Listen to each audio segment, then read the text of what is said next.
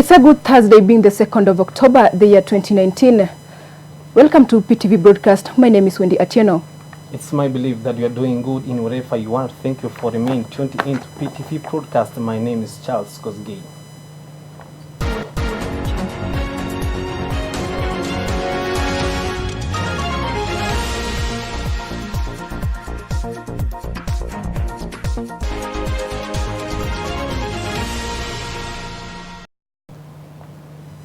Malindi wants the business community to come up with incentives to diversify from tourism to other income-generating ventures so as to help refund the dwindling economy.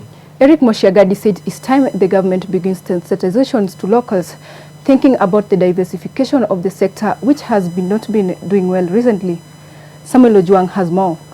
Malindi business community wants the government to diversify tourism industry to help boost Kenya's economy and eventually create job opportunities and business among the locals.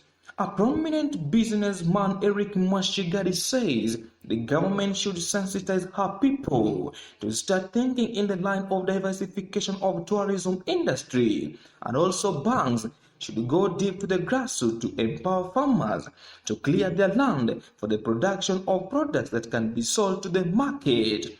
Godfrey Karume, a renowned business personality in the resort town, said it is high time the government should try to save the hotel industry from collapsing.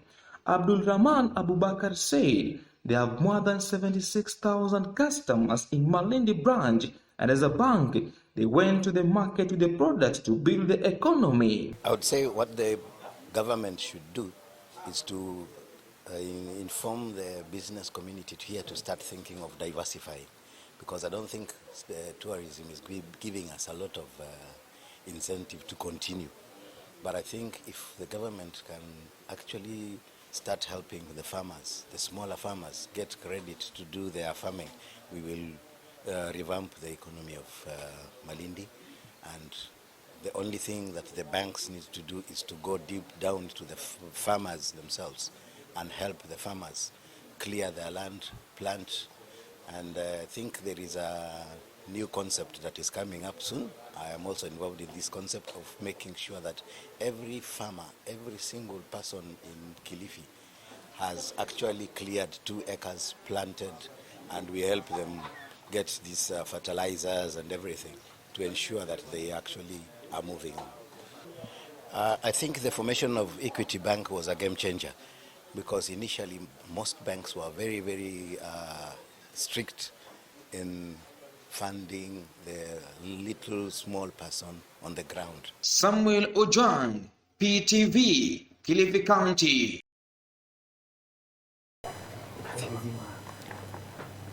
Mount Kenya Matatu Owners Association defy National Transport Safety Agency NTSA new speed governance regulation. The operators who are opposed to new regulations to fit fresh speed gadgets on their vehicles term the move as exploitative and unfair. Azakwaweru has that report. Under the Mount Kenya Matatu Association, the group termed the move by the National Transport and Safety Agencies as exploitative and unfair and vowed to go to court to block it. The here is that the new speed governors introduced this year are introduced against the law because no consultation was done. Again, these speed governors have limiters. NTSA itself is not ready, and I can say that without fear of contradiction, that they don't even have a SAFA. According to the standard that they made themselves, the speed governor was supposed to transmit to NTSA direct, not through the server of the fitter. The circles, which operate more than 15,000 vehicles, said they have incurred huge losses over the installation of safety gadgets. Karaoke also said they are considering to go to court to stop the implementation of the new speed governors after they have installed similar gadgets said to be tamper-proof. So what we are saying is that we are not ready to be frisked again by these speed governor fitters. I know as we talk, there are some of the associations that are involved in the speed in the same, but we are saying we are not going to accept that. We are not against the government introducing anything, but what we are against is where people want to introduce anything because of making money. Reporting for PTV, my name is Isaac Waberu. Female genital mutilation has declined in Kajiado County at large. Those who were practicing it have now changed tactics to evade from being arrested. Girls aged between 4 to 7 years being targeted with the ceremonies disguising as women charmers before the girls secretly married off. Joseph Maina has more. Residents in Kajiado County who used to practice FGM have changed their tactics to avert being arrested following intense anti-FGM campaigns that found tens being arrested and jailed. Little girls aged between 4 to 7 years are now targeted with ceremonies disguised as women charmers before the girls are secretly married off. According to anti-FGM crusaders, the massive sensitization against the vice has enabled teenage girls elope to rescue centers whenever they are privy of court. The anti-FGM crusaders have vowed and moved forward with these campaigns, conducting door-to-door campaigns to monitor little girls as from the age of 2 years, and also using some of the rescued girls who have managed to succeed in education as champions to encourage more girls to embrace education. SDA Rescue Center is a good example that made sure the young girls are being educated, already having a total of 29 girls candidates set to do the Kenya Certificate of Primary Education this year. Face as people who are fighting against FGM and education of the girl child is a cultural barrier we're having from many families who think the girl does not need to be educated. We find many families who are willing to educate the boy child, but we're not finding many families willing to invest in the girl child. And I'm very humbled and proud to say that we could get people from Germany to come and support the girl child education. But I make an appeal to our parents, please invest in the girl child education. These girls are the ones who are going to change our society. Security agencies, rescue centers, community rights and anti-FGM organizations have already closely been working together to end the old custom in the community. But now the major challenge remains: pro-FGM locals who fight back the anti-FGM persons, creating a rift among the community.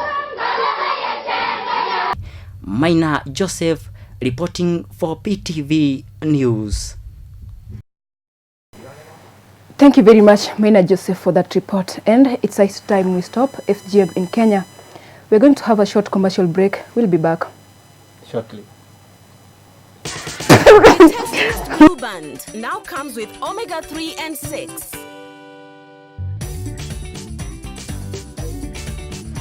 So important for kids' growth and development.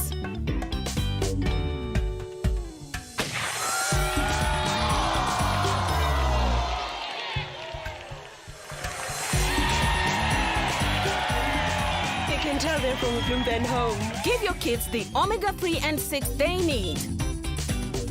Now available at selected outlets.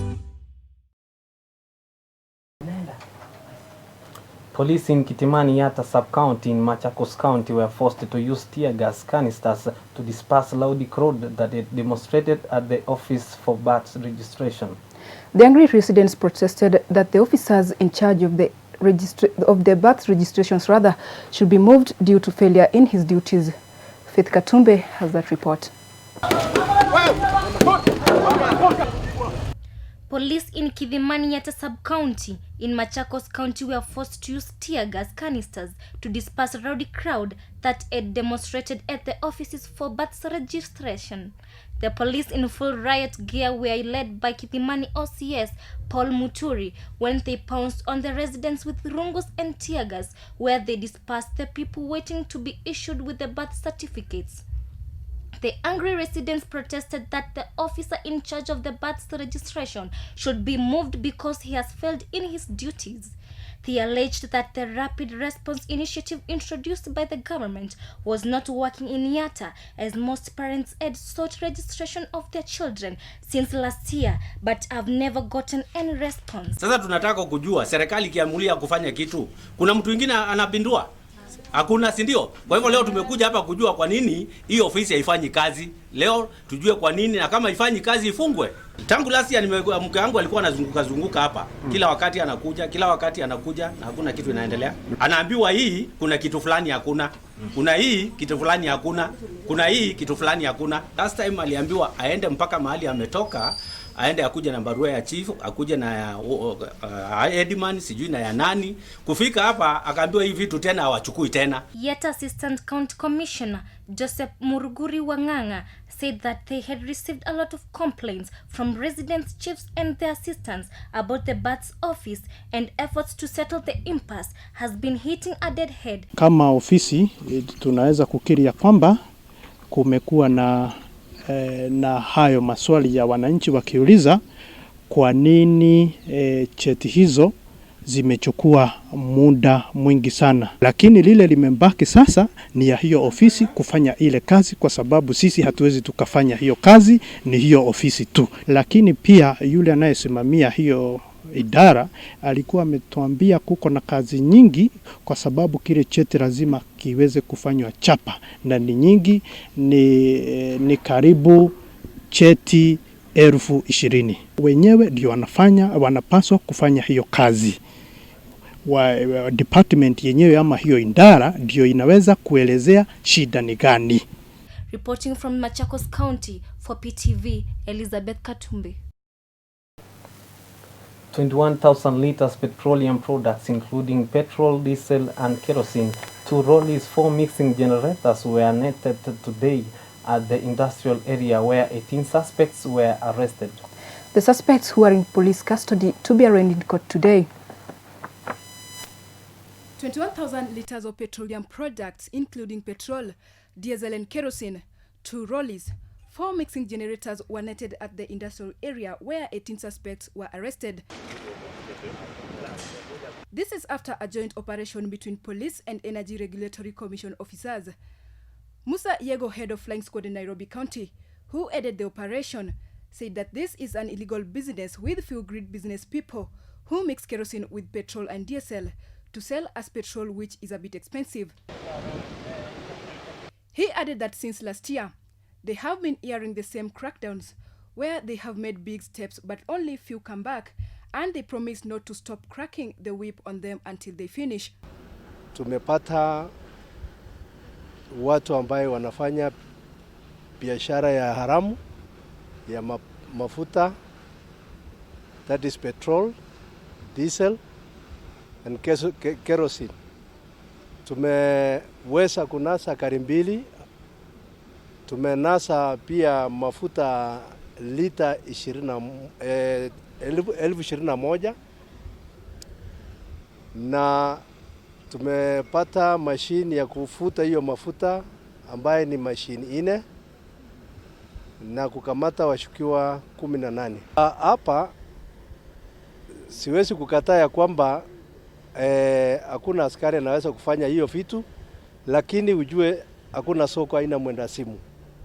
Hata sisi tutaweza kuwa na wasimu moja ambaye anaenda namna hiyo, lakini askari wote wanaendelea kupigana na hii mafuta. Kueleza sisi tunaendelea kufanya uchunguzi tupate ile petrol station ambaye inahusika na hiyo, lakini tayari hata huyu ambaye hako hapa tunafuatilia hii magari tujue kama ile ni gari ya hiyo mwenyewe, tujue kama hako na petrol station yoyote, na ARC watachukua hatua.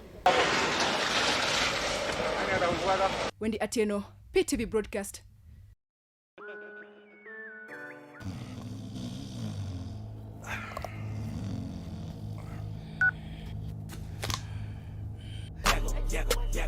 They calling me Yego. Ukiwa kwa meza upele kweza, alafu uende matumbo upate kwa keje upate. Ni nini mzae? Muda unaimba ama unashangilia? Sina ngoma ya Calligraph Jones, ni nini wewe? Huyo ni Julius yako na ila Julius Mo. Hivi bwana uwe inaenda. Yego. They call me Julius yako. Ai, najua lyrics hata kama sauti inatoka kandimu kiasi. Sasa, wewe mtu wa marege, utajuaje maneno ya hip hop? Mimi? Ai. Mambo ni YouTube. Get 5 GB free YouTube when you buy the all-in-one monthly bundle. Dial *544# to choose your bundle. Mambo ni YouTube.